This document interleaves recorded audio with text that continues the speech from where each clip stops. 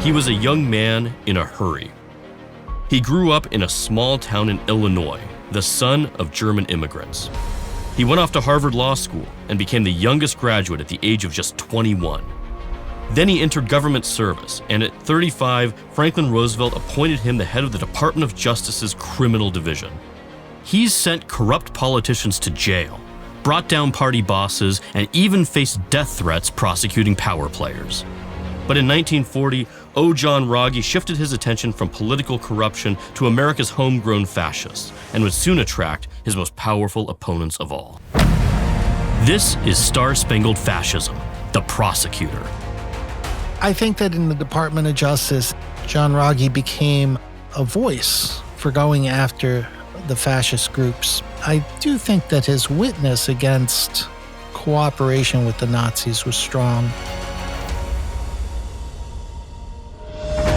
I'm historian Bradley W. Hart, author of the award-winning book Hitler's American Friends.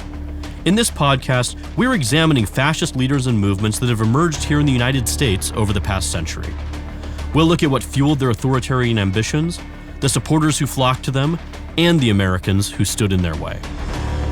In this episode, we're exploring the life and career of O. John Rogge, a top federal prosecutor and an anti-fascist crusader at a key moment in American history. Rogge is in some ways a beguiling figure. He was a star student, a government litigator with a terrific track record. But when he turned to take on the Star-Spangled fascists, Rogge faced incredible obstacles, uncovering their attempts at sedition and even direct collusion with Hitler's Nazi Party. I found evidence all over the archives about the explosive reaction his discoveries ignited all over the country, and the huge backlash they generated. To learn more about John Rogge's career in government and beyond, I'm turning to a real authority on the 1930s and the Department of Justice. My guest on the podcast is Dr. John Fox, the FBI, Federal Bureau of Investigation, for reals, historian. John, it is a pleasure to have you on the podcast. Thank you so much for being here. Thank you, Bradley. I'm glad to be able to be with you today. Before we launch into our conversation about a really fascinating period in American history, I want to ask you about your background, because you are the FBI historian. So what does the FBI historian do every day? My position's in the Office of Public Affairs. So I do everything from helping kids with their middle school history day projects to helping academics and helping folks to understand our old records, doing presentations, writing internal histories, a little bit of everything. So John, today we're talking about a man who I think is really an underappreciated figure in 1930s, 1940s America, almost a forgotten name today until recently through my scholarship and the work of some others. But we're talking about O. John Rogge. Now, John Rogge is a Department of Justice official in the 1930s. He gets himself notoriously fired by the DOJ later on, which we'll talk about. But he's really, I think, an underappreciated figure because of the contribution that he makes to investigating domestic extremist groups and also to publicizing, really in a way that historians are relying on today, what these groups were actually up to. John Rogge was born in 1903 to German immigrants. He's from Springfield, Illinois. He speaks fluent German.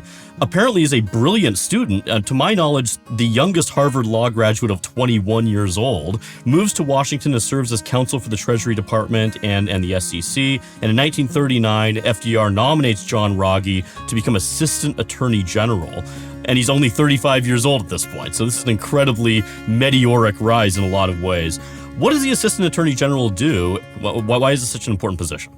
Well, so the Assistant Attorney General would be in charge of a division of the Department of Justice. And there are several of them. In this case, Rogge was in charge of the criminal division. His duties would be to oversee criminal prosecutions across the country. And in this case, he'd be providing expertise and advice and support to the work of the U.S. attorneys. And of course, each federal district has its own U.S. attorneys. They're appointed in a separate process, and they conduct the prosecutions. Now, in that situation, of course, Rogge would have a fair amount of interaction with the FBI. The FBI would be the investigative arm. The Bureau would tend to investigate most of the criminal cases that then the U.S. attorneys would present before the courts. So it's that division of labor across the department. Now, one of John Rogge's first targets in his career at DOJ is the Huey Long machine down in Louisiana. Now, Huey Long is a really interesting character from the 1930s. He is the governor of Louisiana. He is a U.S. senator, maintains this incredible control over Louisiana politics through some fairly nefarious dealings, let's say.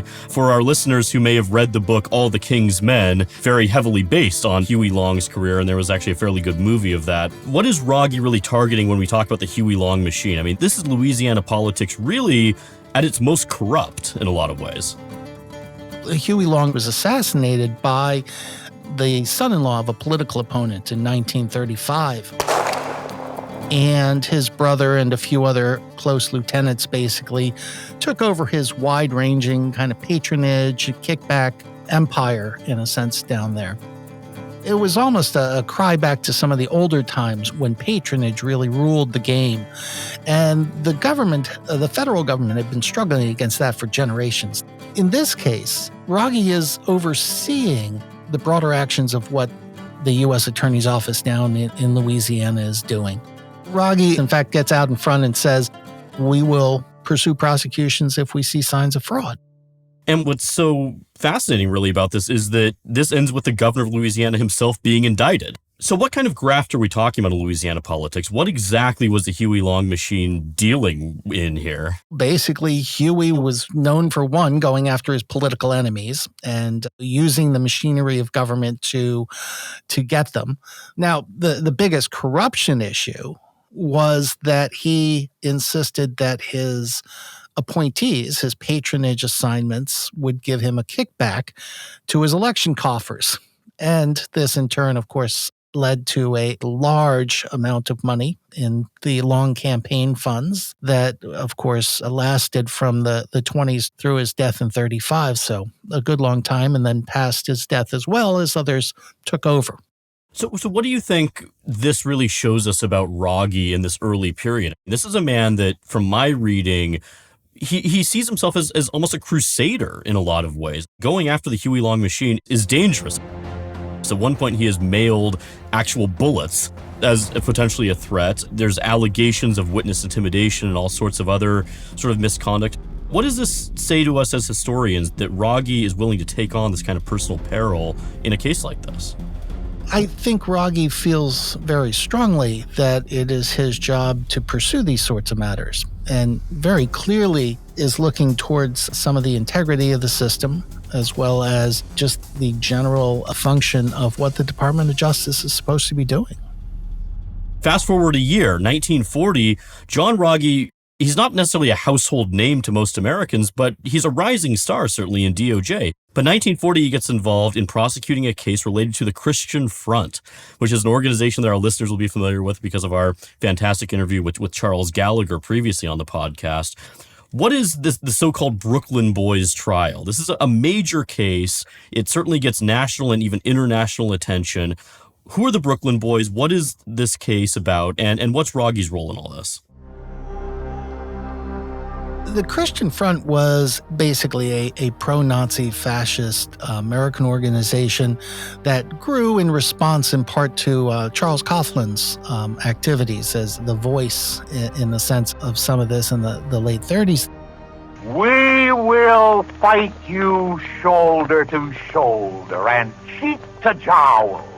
Rest assured, we'll fight you and we'll win. It was centered mostly in the Brooklyn and Boston areas, very much seemed to be tied to the communities there, especially the Irish ethnic communities, because of basically the Irish immigrants in America tended not to like the British, and the Nazis were certainly anti-British. And so there was some affinity there. And in this case, the Christian Front actually began to consider itself more of an ad hoc militia seeking to gather weapons and to train its people, running on almost a paramilitary type basis. And the department under Rogge decided to target them because this was a period, we're talking 1940, so World War II has started already. Britain's already at war. Obviously, those who favor Irish separation from Great Britain tend to be more sympathetic towards the Nazi cause. And there were a number of pro-fascist groups in the United States at the time, German-American Bund and Silver Shirts and so on. The concern in America is, one, we are neutral. We do not want groups in the United States actively supporting Nazi Germany. And it ends up creating this dynamic where the Department of Justice is concerned that a group with a number of people might engage in more seditious, more revolutionary type activity. There's a case brought against the Brooklyn Boys, the Brooklyn chapter of the Christian Front. Yep. But this trial also ends in an acquittal, which is a surprising outcome given the amount of evidence they had. What's Rogge's role in this, and why does this trial go so badly for DOJ? Rogge's role, of course, would be overseeing the policy approach aspects of it.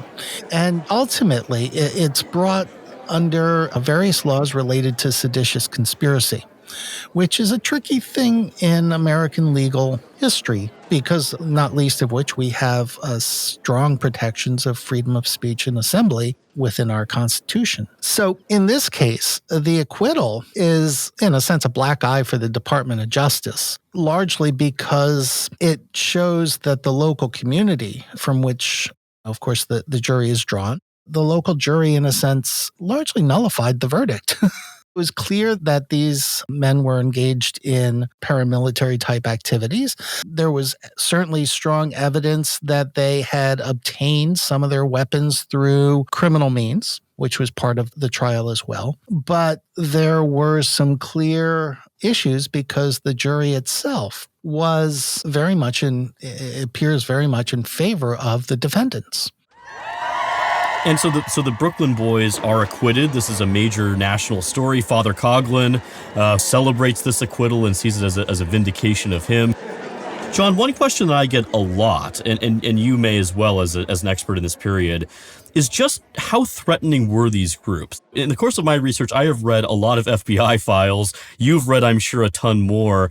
From your understanding of the archival record, how threatening were groups like the Christian Front, the German-American Bund, and all the groups we're talking about actually in this podcast in this period?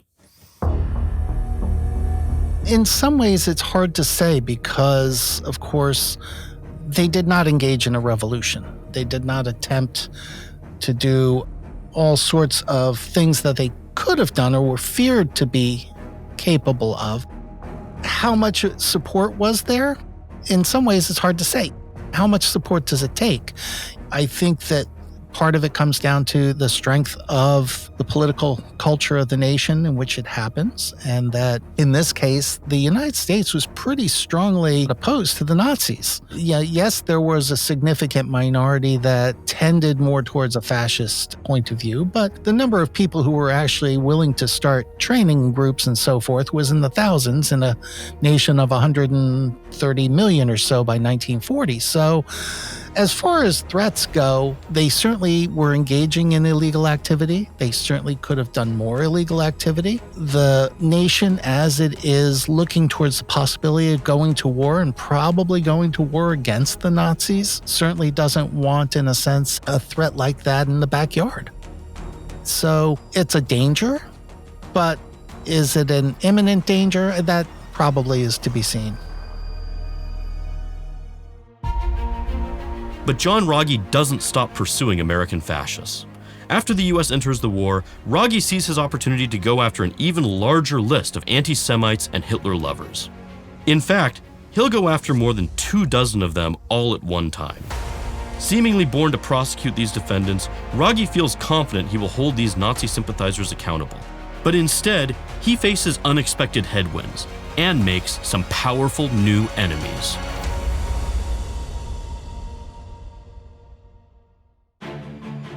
But that imminent danger becomes a reality on December 7th, 1941, when the U.S. is attacked.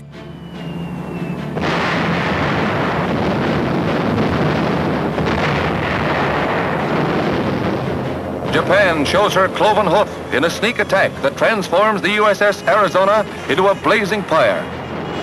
One fact of history I'm always fascinated to tell people because they find it so surprising is the U.S. actually does not declare war on Germany after Pearl Harbor, but it's actually Germany that declares war on the U.S. first. And so that, I think, puts a kind of fascinating lens on our understanding of how Americans perceive this very real threat that is escalating, obviously, in 1941.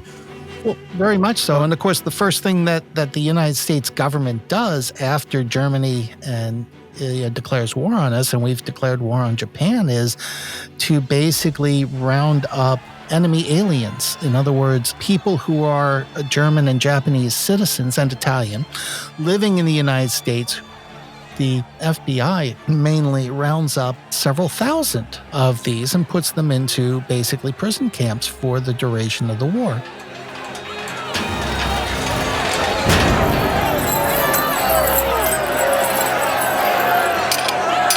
The FBI's actions were taken much in line with what Great Britain had done at the start of the war, much in line with what pretty much all the Western nations at the start of World War I had done. It's very much that clear and present threat. They don't take action against U.S. citizens right away in that sense because of constitutional protections, but they certainly then start to pay much more attention to some of these groups. So after Pearl Harbor, obviously, the perceived threat of fascism is much more real. The U.S. is now at actual war with Germany. The Department of Justice, as does the War Department, has expanded powers in a wartime situation. And we should note for our listeners, this is actually the last time the U.S. is actually in a declared war. We have not been in a declared war since World War II. But in a declared war situation, obviously, constitutional protections change in a lot of ways. So John Rogge at the Department of Justice now, after 1941, I think really takes a more aggressive approach to trying to go after people that he perceives and DOJ perceives more widely as a threat to national security. 1943, 1944, we have the Great Sedition Trial, as it's often called. Rachel Maddow, our colleague, has done some work on this. I've written about this in my book, and certainly there are other scholars who have looked at it too. 33 defendants are actually indicted for seditious conspiracy, and they are actually put on trial altogether. And for listeners to the podcast, this includes some big names, people like Lawrence Dennis, who is a fascist demagogue as well as pseudo-philosopher, I think you could argue. William Dudley Pelley, who we featured on the podcast, is also indicted. George Sylvester Viereck, a very important age of influence we'll be talking about later in the podcast. Various Bund members. This is a story that really, it doesn't dominate the press during the war necessarily, but it's certainly a major event in American history in a lot of ways. John Rogge is the prosecutor who brings this case. He actually prosecutes it himself every day in court. What is this case, and why is Rogge going after 33 people on seditious conspiracy charges? It's a big deal. It is a big deal. Rogge, of course, I believe it left the department briefly between his role as an assistant attorney general and now in 1943 when he is appointed as a special assistant to the attorney general. So he is brought back to specifically do something for the attorney general here. And this, of course, is to go after these Nazi sympathizers. We're talking now several years into the war. And the U.S., of course, is ramping up its activities in the European theater and to an extent in the Pacific theater. So I really think that the Department of Justice is putting Rogge out here, especially to go after some of the biggest leaders of the various American fascist groups that are still sympathetic to Nazis. They really drive a nail in the coffin, in a sense, of that conspiracy. And so we have this long-lasting trial. And it runs into some issues. So this trial, in a lot of ways, becomes a spectacle. We have dozens of defendants. They're all being tried together. They're in court together on a daily basis. There's constant interruptions. Imagine the size of these legal teams, right? And you have attorneys filing objections all the time, effectively, in court. Rogge doesn't even get through his witness list in the course of the trial. What's going on here? What is the scene in this trial, and why does this go in such a strange direction? Well, it seems that in some ways, with the Justice Department, I think, wanting to make an example of these fascist leaders. The defense's approach is basically to make this into a spectacle. And over the course of most of a year, which Rogge is presenting this case in court, and tens of thousands of pages of testimony, the number of objections that are raised basically by the defense is astronomical. And you get into considerations on whether or not the judge was really controlling the courtroom atmosphere as it needed to be. Given the size of the trial and the outbursts of the various defendants and their attorneys, it was a three-ring circus. And to top it off, in December of 44, the presiding judge passes away. And the Department of Justice is left to either get the agreement of the defense to continue the trial under a new judge or have a mistrial declared. And in this case, a mistrial is declared. And Rogge effectively doesn't bring the case again. How big a blow is this to him personally and professionally?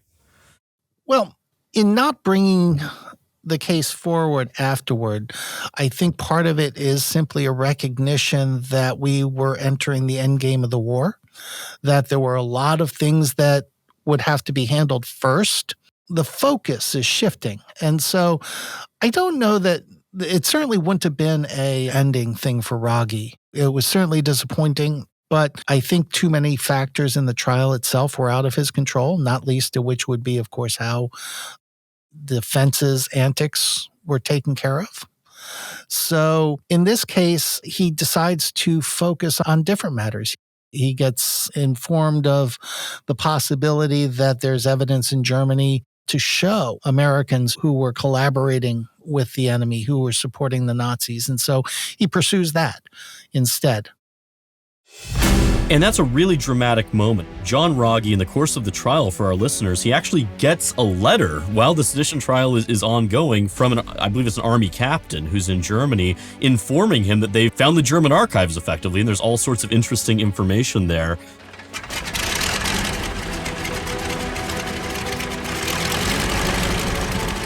Rogge actually then goes off to occupied Germany. He, of course, speaks fluent German. He is of German descent. He interviews dozens of people, more than 66 people in total, including people like Hermann Goering and Joachim von Ribbentrop. Goering commits suicide after being convicted at Nuremberg. Ribbentrop is actually hanged after being convicted at Nuremberg.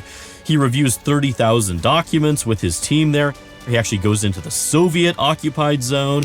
This is an amazing moment. We have a DOJ prosecutor pursuing evidence in an occupied country, and he's finding out all sorts of interesting stuff. What is Rogge uncovering in the course of this work? Rogge has gone over there with a small team. Later on, he'll complain that he had asked for a bigger team, thinking that he could find more. And he's very pleased with what the team's able to accomplish in that sense. They interview many of the major foreign affairs and propaganda-related Nazis. They review, as you said, tens of thousands of pages of documents. And he starts to piece together something of an understanding of what the Nazi goals were and what they hoped perhaps to accomplish. Anything from propaganda efforts to try and sway the American electorate to wider issues of sending spies and things like that. So in the end, he brings back what he's found. He writes it up for the Attorney General. John Rogge comes back, he writes this 396-page report, which he drops on the Attorney General's desk. But it doesn't ever see the light of day, at least initially. What happens with the Rogge report, and why is this essentially covered up? Well, ultimately, I'm not sure we quite know what the thinking in the front office of the Department of Justice was on this matter. But it seems there isn't a whole lot here that wasn't at least known or suspected already. It doesn't necessarily give us evidence that we could bring forward in any certainly prosecutable sense. And justice overall seems to be looking at this as older news, and given the new realities we're confronting, not of concern here. And Rogge is looking at this We have basically these seditious elements within America that are being left untended, and they should be rooted out and dealt with. So in the midst of this, we start, of course, getting press leaks, which that's the way things go in Washington. When there are these policy disputes, oftentimes historically, we see one side or the other, and sometimes you can't tell which side gets it going, leaking out the scandal. And of course, in Rogge's case, he actually goes out and starts doing public talks about what he was finding, which really puts him into a very public kind of confrontation with Department of Justice. And that public confrontation will not go well for Rogge. In fact, Rogge's report actually names 24 congressmen and senators. Some of them were retired, some were dead, but some were still in office, who worked with a Nazi agent named George Sylvester Viereck. These members of Congress did so knowingly and sometimes unknowingly, putting pro-Nazi and pro-isolationist propaganda out to the American people before the war. This is a major discovery. Some of these politicians were very big names. Parts of Rogge's report even start showing up in the press, specifically in the syndicated column of a man named Drew Pearson, who's one of the most powerful news insiders in 1940s Washington. So now we have this leaked DOJ report that literally names names. It's not a surprise what's going to happen next. A DC power player is about to make a call to President Truman himself. So one of the key figures mentioned in Rogge's report is Senator Burton K. Wheeler, a real Democratic heavy hitter from the state of Montana, a man who had been in Washington for decades at this point, and really a household name in a lot of ways. Burton Wheeler has this very dramatic meeting with Harry Truman. Now, Harry Truman, of course, President of the United States at this point, but had only been a senator a few months before, right? Effectively, he becomes Roosevelt's running mate in 1944. Roosevelt dies in April of 45, and Truman's relationships with other senators are very strong, and Truman, of course, needs his allies. What do we know about this meeting between Burton Wheeler and Harry Truman, and how does that help seal Rogge's fate? Rogge thought or had heard that there was this meeting, and given that, among other things, he was accusing Wheeler of having been at least a tool, if not a complicit with the Nazis, he draws the conclusion that it was related to how fast he was dismissed. But in this case, the Rogge dismissal, of course, was unusual.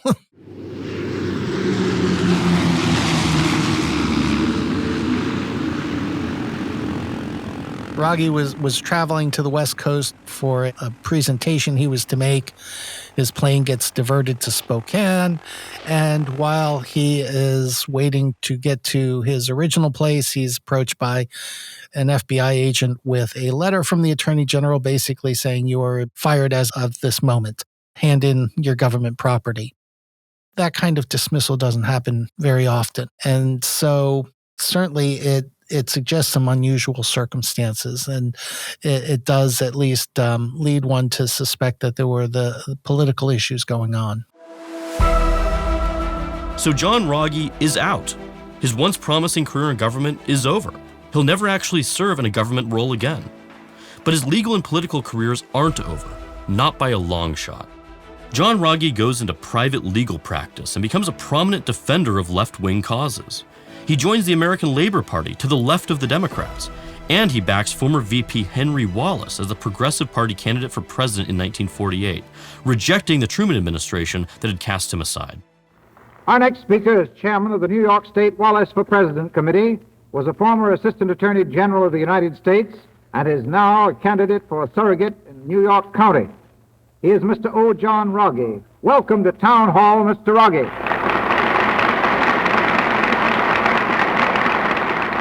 True to form, at a New York City broadcast town hall forum focusing on U.S.-Russia relations, Rogge takes to the stage and gives a controversial speech staunchly supporting a new anti-fascist world. Let us help set up a denazified, decartelized, democratic single state in Germany instead of splitting it up and giving the western part of it back to the Nazis. Let us help the Spanish people get rid of fascism instead of bolstering Franco's rotten regime with American dollars. Let us help the Greek people develop a democratic life instead of enabling Greek fascists to kill anti-fascists with American guns. Peace is not possible neither with Russia nor without Russia if we continue to pursue the fascist pattern both here and abroad and insist on making America over into a replica of Hitler's Germany with the military to run the country and the profiteer to run the world.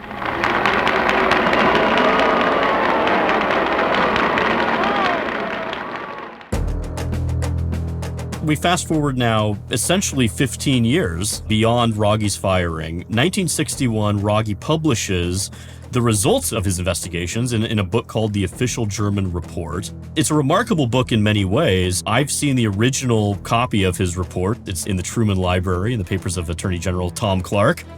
But why does Rogge want to tell this story 16 years after World War II? What's going on in early 1960s America that makes him think that this is something that people would be interested in or need to hear?